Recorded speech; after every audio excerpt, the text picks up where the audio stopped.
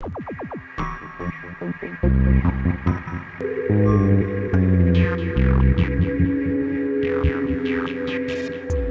yo creo que el balance es bastante positivo, ¿no? Empezábamos el año prácticamente con 11 millones invertidos en el fondo y hemos acabado el año prácticamente doblando esa posición, ¿no? Un poquito por encima de 24 millones de euros.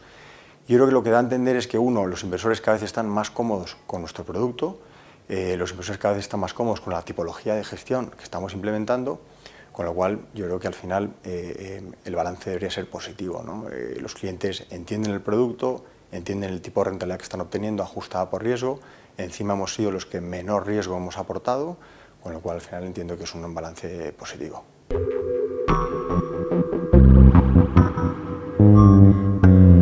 Sí, la verdad es que posiblemente el mejor acierto que hemos tenido el año pasado haya sido a principios de año el haber estado mucho más sobreponderados en activos de mercados desarrollados, ¿no?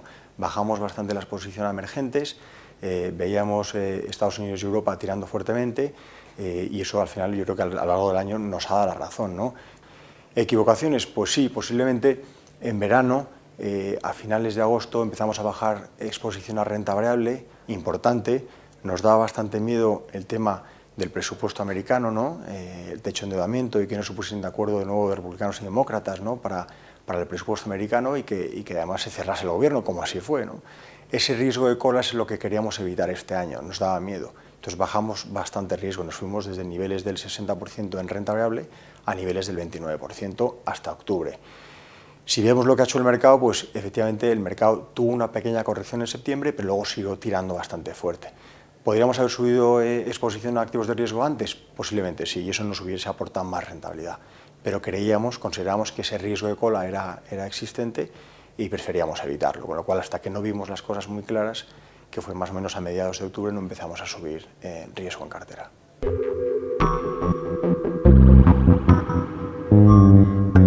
La lección que hemos aprendido es la que aprendemos prácticamente todos los años, y es que al final el inversor es muy sensible a las rentabilidades de los fondos. Si vemos cuando empezamos el producto, el primer año el fondo que mejor lo hizo fue prácticamente el que se llevó a la mayoría de los activos, ¿no? Eso ha cambiado este año, y este año pues, los dos fondos que han ido liderando en rentabilidad esta batalla han sido los que han empezado a recibir mucho más flujos, ¿no? Y en nuestro caso ha sido uno de ellos, ¿no? Con lo cual, al final, yo creo que no hay que bajar la guardia, hay que estar siempre muy encima de los mercados, porque el cliente percibe que en cuanto un fondo empieza a estar por detrás de los demás, pues va a tomar decisiones.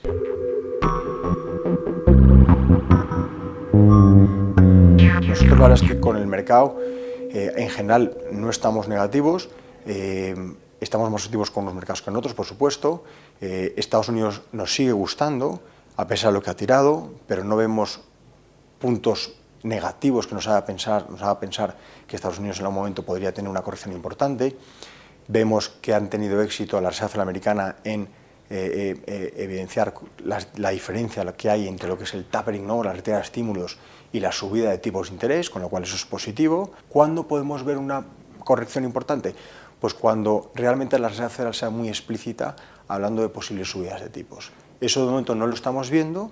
Si se adelantase sería un riesgo, porque entonces el mercado descontaría esas subidas de tipos antes de tiempo y podríamos tener una corrección importante, pero eso todavía no lo estamos viendo, con lo cual de momento positivos. ¿Europa nos gusta? Sí, nos gusta. De hecho, Europa estamos viendo que está empezando a salir del hoyo, los datos de PMI están siendo favorables. Yo creo que Europa el problema más gordo lo vemos a nivel político, es decir, tenemos este año, pues, por ejemplo, elecciones al Parlamento Europeo, donde podría salir un sesgo mucho más euroescéptico, y eso es un peligro. Tenemos pendiente todavía por parte de la Corte alemana la resolución de la OMT, ¿no? Pero Europa nos gusta y sobre todo es que vemos que queda bastante absent, no hay mucho que mejorar, porque venimos de niveles de inflación muy bajos, ¿no? Y sobre todo en relativo con Estados Unidos está bastante barato, ¿no?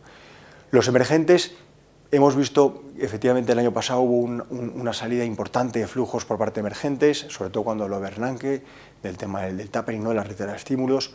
Yo creo que ha sido una primera purga en los activos emergentes. Había mucho inversor que estaba en activos emergentes, creo que nunca tenía que haber entrado, creo que había entrado por ese exceso de liquidez que había en el sistema.